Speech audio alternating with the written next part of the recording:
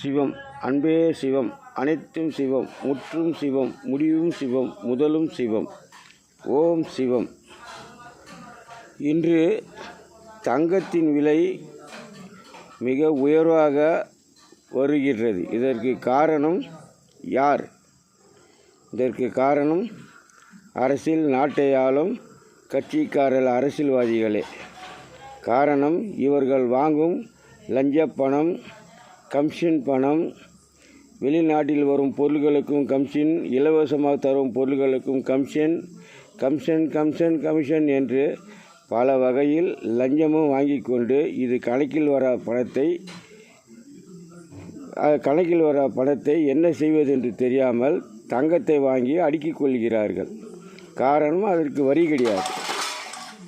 வரி இல்லாதனால் அவர் வாங்கி அடுக்கிக் கொண்டதனால் நடமாடும் பொருளை தேங்கி இருப்பதனால் குடிமக்களுக்கு பாதிப்பு ஏற்படுகிறது.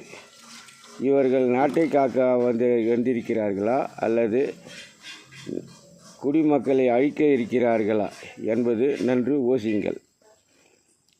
இரண்டாவது, அனாதை ஆசிரமம் என்று வைத்துக்கொண்டு அதில் பல லீலைகள் செய்து வருகிறார்கள். ஒரு 5% செலவழித்துவிட்டு 50% கரண்ட்டு கணக்கு காட்டி அதிலும் பணத்தை சுருட்டி வருகிறார்கள். இதில் சொத்துக்கள் வாங்குகிறார்கள். இந்த நிலைக்கு மக்களை தள்ளப்படுகிறார்கள். இது உள்நோக்கம் என்ன? எத்தனையோ தாய்மார்கள் குழந்தை இல்லாத நிலையில் இருக்கும்போது அரசு ஆணையிடுவது தானே அரசுடைய கடமை. குழந்தை இல்லாதவர்கள் அனாதை இல்லத்தில் குழந்தை எடுத்துக்கொள்ளலாம் என்று ஏன் அந்த அறிவிக்கை தரவில்லை?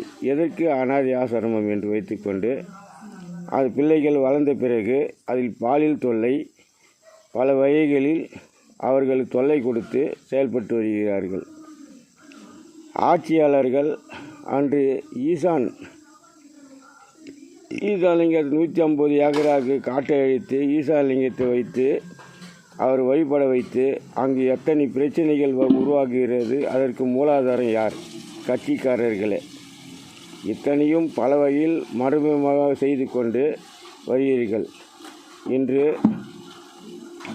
இதற்கெல்லாம் நிலை என்ன என்று மக்கள் இன்னும் உணரவில்லை. அவர் உணர்ந்துவிட்டால் உங்கள் நிலை என்ன ஆகும் என்று சற்று யோசியுங்கள். இல்லையே இறைவனிடம் தப்ப முடியாது. ஓம் சிவம் அன்பே சிவம் அனைத்தும் சிவம்.